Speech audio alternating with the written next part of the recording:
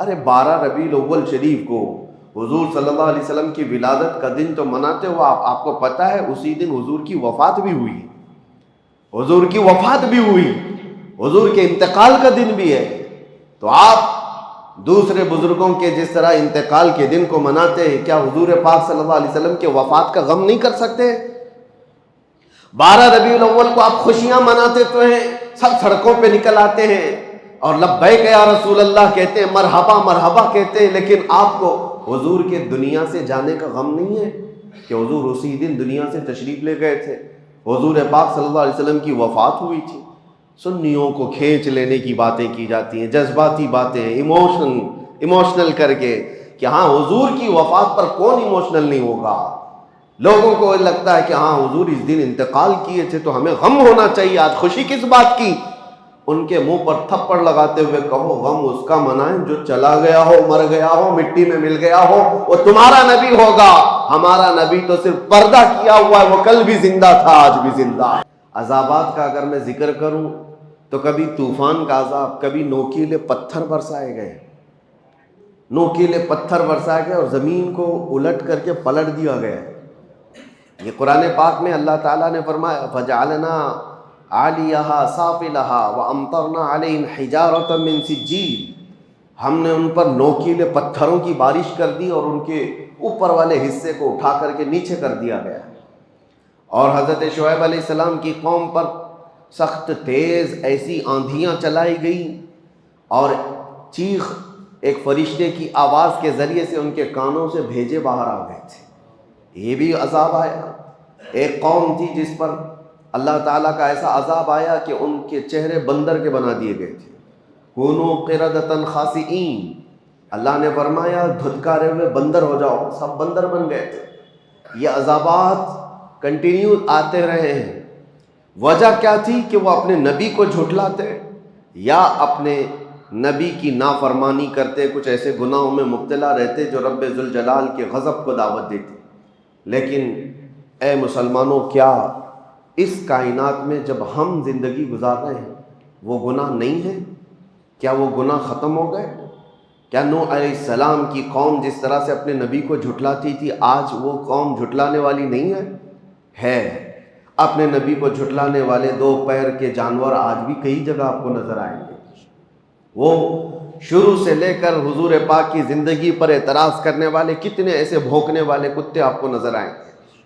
انسانوں کی بات کر رہا ہوں، نبی کی گستاخی کرنے والے موجود ہیں، ناپ تول میں کمی کرنے والے موجود ہیں، بدکاری اور زنا اور فحاشی کرنے والے موجود ہیں، چوری ڈکیتی اور پتہ نہیں کیا کیا تمام تر فواحش میں مبتلا لوگ آج بھی ہیں یا نہیں ہیں؟ لیکن کیا کبھی اس امت میں کوئی بندر بن گیا، کوئی خنزیر بن گیا؟ کیا اس امت پر کبھی آسمانوں سے نوکیلے پتھروں کی بارش آ گئی؟ کیا کبھی زمین پھٹ کر کے سارے لوگ دھس گئے؟ یہ سارے عذابات اب نہیں آتے۔ وجہ کیا ہے؟ رب تبارک و تعالیٰ قرآن پاک میں فرماتا ہے وَمَا كَانَ اللَّهُ لِيُعَذِّبَهُمْ وَأَنْتَ فِيهِمْ، اس قوم پر اللہ اب ویسا عذاب نازل نہیں کرے گا اس لیے کہ ان کے بیچ میں میرا محبوب آرام فرما ہے، آپ اس میں جلوہ گر ہیں اے رسول۔ اب اس سے 2 چیزیں ثابت ہوتی ہیں، یہ آیت سے 2 چیزیں ثابت ہوتی ہیں۔ اللہ کیا فرما رہا ہے؟ ایسا عذاب، ویسا عذاب نہیں آئے گا جیسا پہلے آتا تھا، اس لیے کہ وَأَنْتَ فِيهِمْ، وَأَنْتَ فِيهِمْ، حضور کو مخاطب کر کے اللہ فرما رہا ہے آپ ان کے بیچ میں ہیں، آپ ان کے درمیان میں ہیں۔ اب اس سے 2 چیزیں ثابت ہوئی۔ ایک تو عذاب کا نہ آنا، اگر لوگ یہ کہتے ہیں کہ چلو حضور کو ہی اللہ نے مخاطب کر کے کہا تھا، حضور کے زمانے کے لیے کہا تھا، جب حضور موجود تھے تو اللہ فرما رہا ہے آپ ان کے بیچ میں ہیں۔ اب حضور کی جب وفات ہو گئی، حضور چلے گئے اپنی قبر پاک میں، تو اس کے بعد ایک 1300 سال سے زیادہ کا عرصہ گزرا کہ نہیں گزرا؟ اتنا لمبا عرصہ گزر گیا ہے تو پھر ابھی بھی وہ قانون باقی کیوں ہے؟ وہ حضور کے لیے کہا گیا تھا آپ ان کے بیچ میں ہیں، تو حضور جب تک تھے تو عذاب نہیں آنا چاہیے تھا۔ حضور جب تک ہیں کسی کو بندر نہیں بنایا گیا، حضور جب تک ہیں کسی کو زمین میں نہیں دھسایا گیا۔ حضور صلی اللہ علیہ وسلم جب قبر پاک میں چلے گئے تو پھر ویسے ہی عذابات آنا چاہیے تھا، آسمان سے پتھر برسیں، آگ برسے، پھر لوگوں کے چہرے بندروں کے ہو جائیں۔ لیکن عذابات نہیں آتے، وہ قانون آج تک چل رہا ہے اور قیامت تک چلے گا اللہ کا وہ قانون۔ وجہ یہ ہے کہ حضور پاک صلی اللہ علیہ وسلم کو جو اللہ نے فرمایا وہ انت فیہم، آپ ان کے بیچ میں ہیں، اس کا مطلب 63 سال ہی نہیں، قیامت تک آپ ان کے بیچ میں زندہ ہیں۔ یہی تو سنیوں کا عقیدہ ہے، تو زندہ ہے واللہ، تو زندہ ہے واللہ، میری چشم عالم سے چھپ جانے والے ہیں۔ وہ صرف پردہ فرمائے ہوئے ہیں، وہ آج بھی ہمارے بیچ میں موجود ہے، آج بھی بیچ میں ہمارے موجود ہیں۔ لوگوں کو جو کھجلی ہوتی ہے کہاں ہے، جب ہم سنی اس طرح کے عقیدے کی بات کرتے ہیں تو کہتے ہیں کہاں ہیں رسول، کہاں ہیں، ادھر ہیں کہ ادھر ہیں، مذاق میں اس طرح کی باتیں کرتے ہیں۔ کئی لوگوں کو دیکھا گیا مذاق کرتے ہیں، کیا دکھ رہا ہے، تم کو دکھ رہا ہے، ہم کو دکھ رہا ہے، نادان تجھے کیا دکھے گا۔ حضور پاک صلی اللہ علیہ وسلم جب ہجرت فرما رہے تھے، یاد ہے تاریخ، مکہ سے مدینے کی طرف جا رہے تھے، رات کا وقت تھا، پورے کفار گھر کو گھیرا کیے ہوئے کھڑے تھے اور حضور ان کے بیچ میں سے نکل کر جا رہے تھے۔ واقعہ معلوم ہے، حضور ان کے بیچ میں سے جا رہے تھے، کنکریاں اٹھا کر اس طرح ماری تھی، یہ نہیں کہ کسی کے منہ پہ مارا، وہ ہوا میں اچھالی تھی، لیکن سب کے سب اندھے تھے، کوئی نہیں دیکھ پا رہا تھا۔ لیکن حضور صلی اللہ تعالیٰ علیہ وسلم کے ساتھ حضرت علی تھے، حضرت علی بھی دیکھ رہے تھے۔ حضور حضرت ابو بکر کے گھر گئے، ابو بکر بھی دیکھ رہے تھے۔ پتہ یہ چلا کفار و مشرکین کو یہ ذات نور نظر نہیں آتی ہے، اور جو اہل ایمان ہیں وہ دل کی قلب کی نگاہوں سے دیکھے تو سب نظر آتا ہے۔ آج جو یہ کہتے ہیں سنیوں، تم کہتے ہو کہاں ہیں حضور، آتے ہیں حضور جاتے ہیں، ہمیں تو نہیں نظر آتے، کہاں سے نظر آئے؟ دل کے کفر کو دور تو کرو، دل کے بغض کو دور تو کرو۔ ہم تو یہ کہتے ہیں وہ آئیں گے، آتے ہوں گے، ابھی آئیں گے، یہی سوچ کے ہم نے محفل کو سجا رکھا ہے۔ سنا ہے آپ ہر عاشق کے گھر تشریف لاتے ہیں، میرے گھر میں بھی ہو جائے چراغاں یا رسول اللہ۔ یہ طلب ہماری کس لیے ہے؟ ہماری طلب صرف حضور پاک کے دربار میں اسی لیے ہے کہ ہم ان کو زندہ جاوید اپنے درمیان موجود رسول تسلیم کرتے ہیں۔ اگرچہ اللہ تعالیٰ کے وعدے کے مطابق جو موت آنی ہے وہ سب کو آنی ہے، وہ حضور کو بھی آئی، انبیاء کو بھی آئی۔ اجل آنی ہے، فقط اتنی کہ آنی ہے۔ انبیاء کو بھی اجل آنی ہے۔ اعلیٰ حضرت فرماتے انبیاء کو بھی اجل آنی ہے۔ اجل کس کو کہتے ہیں؟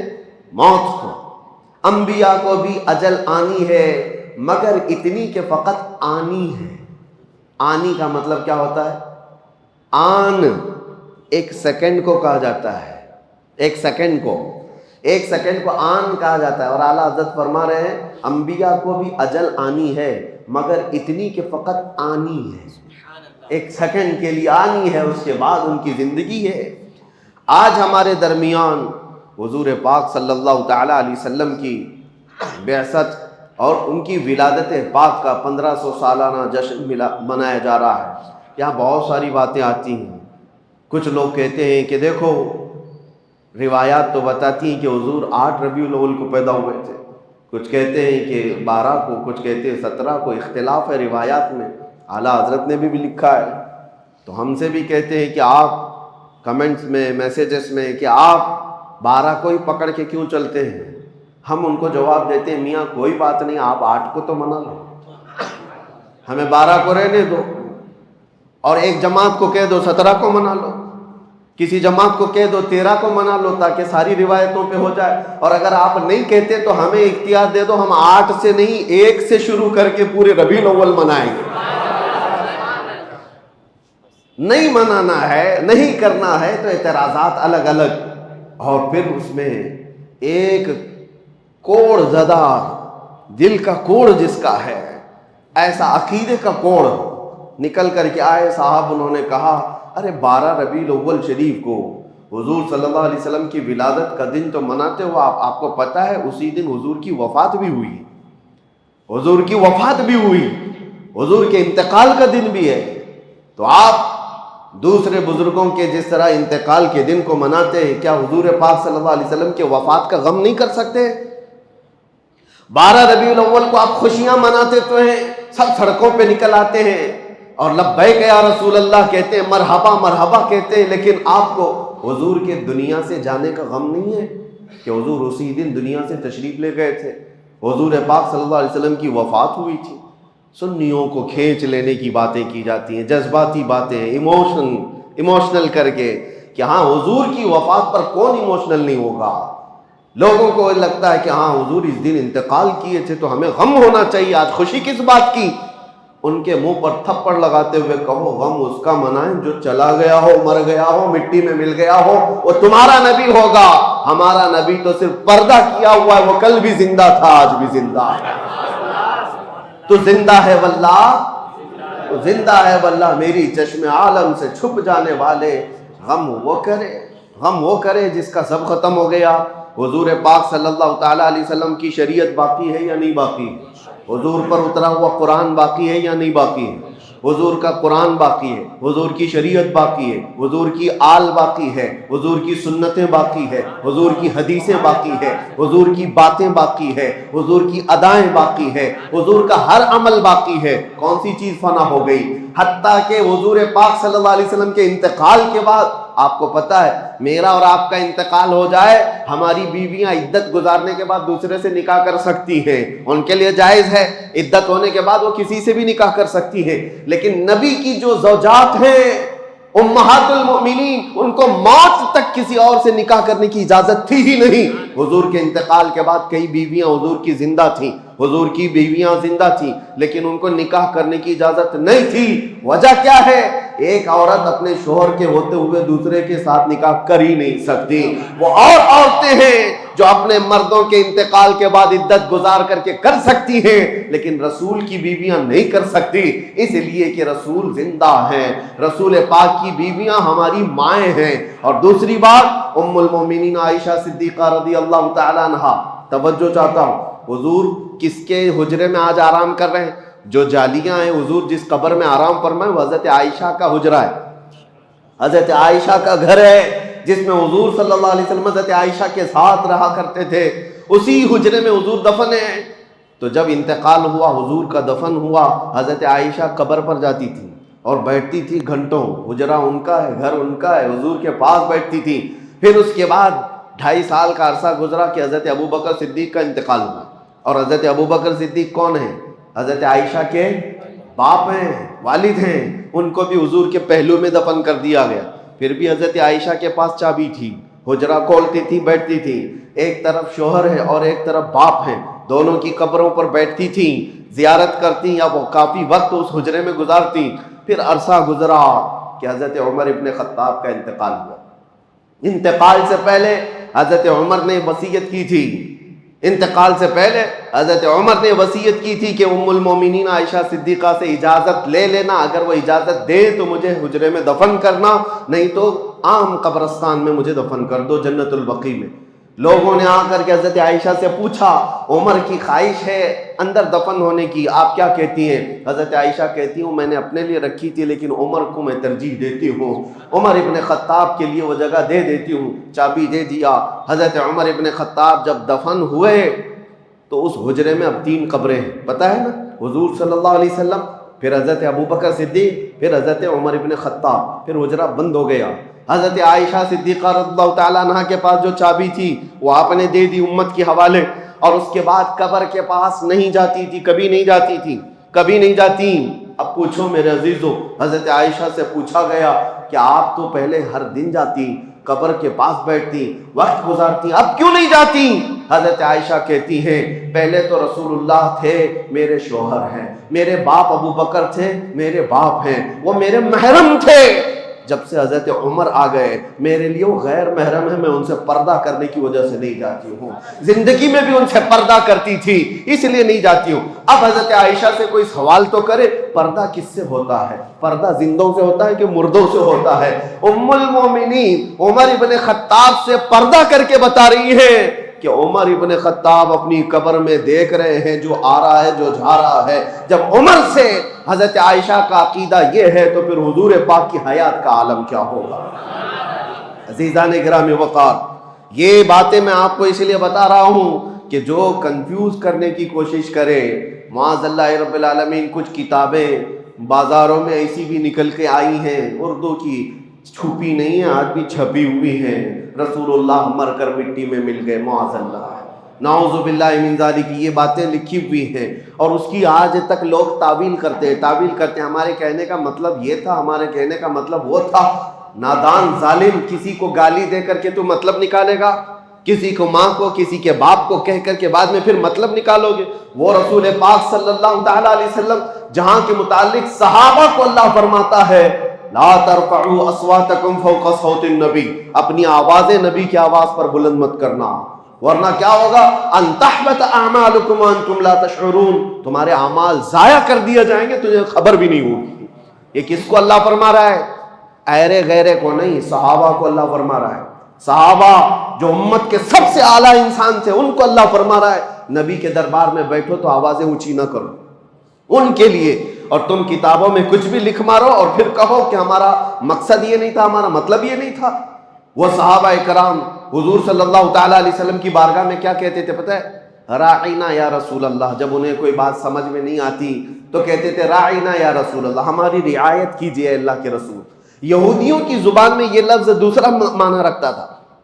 یہودی راعینا کا مطلب یہ سمجھتے تھے ہمارا چرواہا، اور وہ مذاق اڑاتے تھے کہ دیکھو یہ صحابہ رسول کو کہتے ہیں ہمارا چرواہا، معاذ اللہ، یہ مذاق ہو رہا تھا۔ رب تبارک و تعالیٰ نے آیت نازل فرمائی یا ایھا الذین آمنوا لا تقولوا راعینا، اے ایمان والو رسول کے پاس جب بیٹھو تو راعینا مت کہنا۔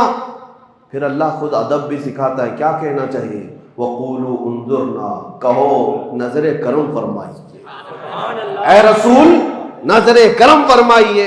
اور پھر کہنے کی ضرورت کیا آتی ہے؟ واسمعوا، غور سے تو سنو۔ حضور کی باتیں عام لوگوں کی طرح نہیں ہے، جو کلمہ کہا جائے وہ سنو۔ اب پھر جانتے ہو صحابہ کرام ایسا سنتے تھے حضور کی باتوں کو، اور نقل ایسا کیا ہے حدیثوں میں، ایک حرف بھی اگر ادھر سے ادھر ہوا تو صحابہ کہتے یہ حدیث ہے ہی نہیں، یہ حدیث ہی نہیں ہے۔ اگر حرف بدل گیا، لفظ بدل گیا تو صحابہ کہتے یہ حدیث نہیں ہے، لفظ بدلا ہو۔ جو رسول اللہ کی زبان سے نکلا ہوا حرف ہے، صحابہ اس کو سنتے تھے اور اسی طرح محفوظ کرتے تھے۔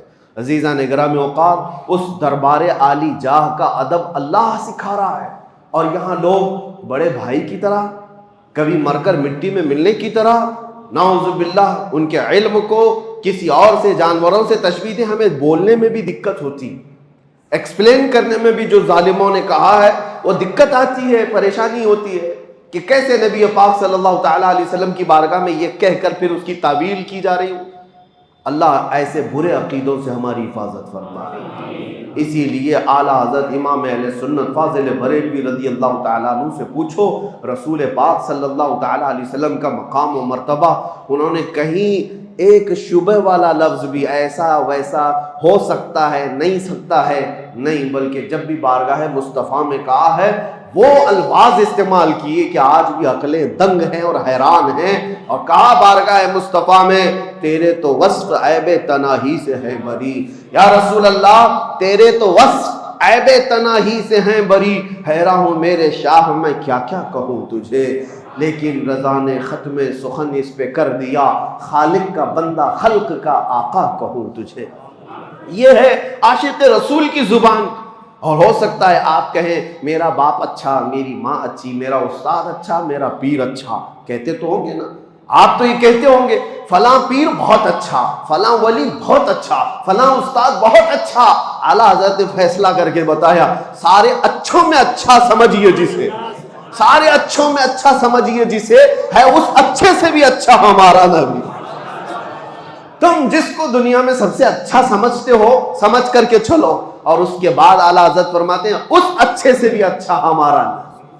اور پھر اگر تم یہ کہتے ہو کہ فلاں آدمی بہت اونچائی پر پہنچا ہے، بہت بلندی پہ پہنچا ہے، اس کا منصب بہت اونچا ہے، اس کا مقام بہت اونچا ہے، اعلیٰ حضرت کہتے سارے اونچوں میں اونچا سمجھیے جسے، جس کو بھی تم سمجھتے ہو سب سے اونچا ہے یہ آدمی، اعلیٰ حضرت کہتے ہیں ہے اس اونچے سے اونچا ہمارا نبی، ہے اس اونچے سے اونچا ہمارا نبی۔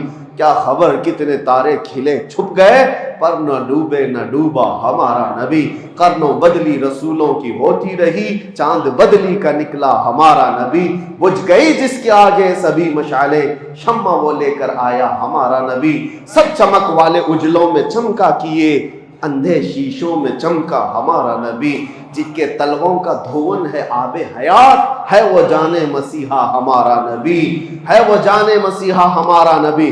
اب دیکھو مقام اور مرتبہ کیسے ہوتا ہے، خلق سے اولیاء، اولیاء سے رسل۔ افضل کون ہے؟ خلق کا مطلب مخلوق، یہ ساری مخلوق سے افضل کون ہے؟ اولیاء کرام۔ اولیاء کرام افضل ہے۔ اولیاء کرام سے افضل کون ہے؟ انبیاء کرام، رسولان اعظام۔ اعلیٰ حضرت کہتے ہیں خلق سے اولیاء، اولیاء سے رسول، اور رسولوں سے اعلیٰ ہمارا نبی، اور رسولوں سے اعلیٰ ہمارا نبی۔ کون دیتا ہے دینے کو منہ چاہیے، دینے والا ہے سچا ہمارا نبی۔ غمزدوں کو مژدہ دیجئے کہ ہے رضا، ہم بے کسوں کا سہارا ہمارا نبی۔ عزیزان گرامی وقار، جتنی تعریف کی جائے وہ کم ہے۔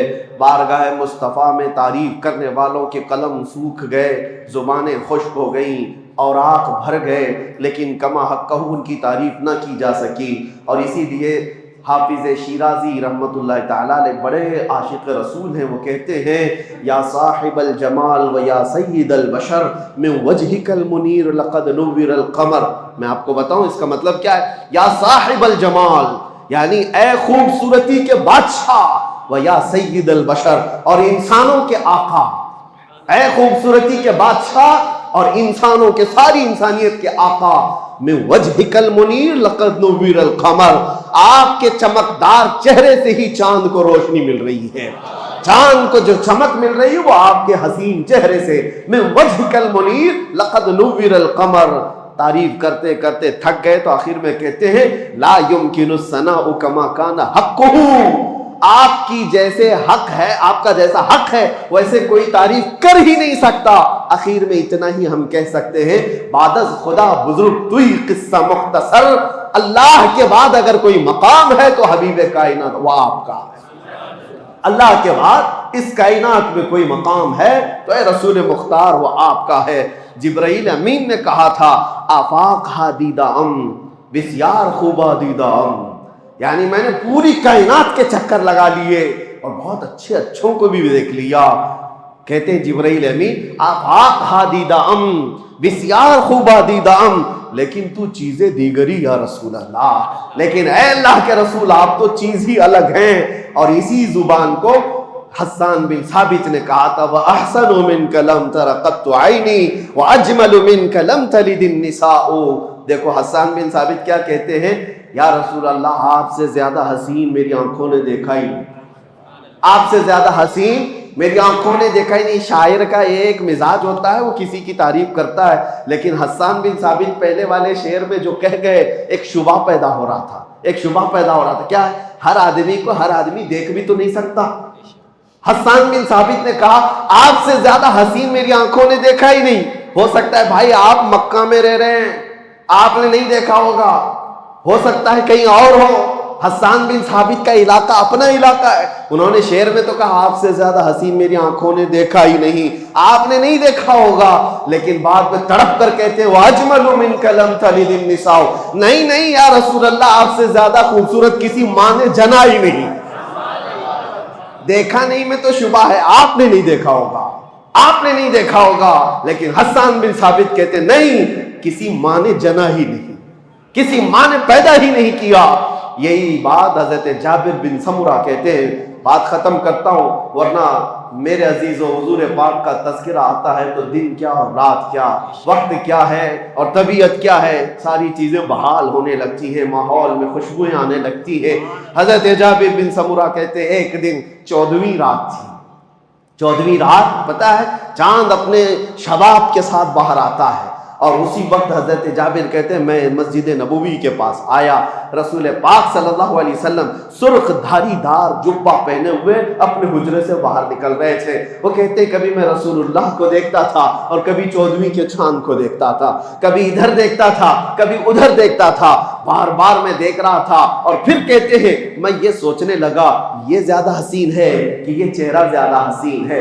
اخیر میں وہ تھک کر کے ادھر ادھر دیکھنے کے بعد چاند کو دیکھنا چھوڑ دیا, پھر رسول اللہ کی طرف دیکھتے رہ گئے. جس کو شاعر یوں کہتا ہے چاند سے تشبیہ دینا یہ بھی کیا انصاف ہے, چاند میں تو داغ ہے حضور کا چہرہ صاف ہے.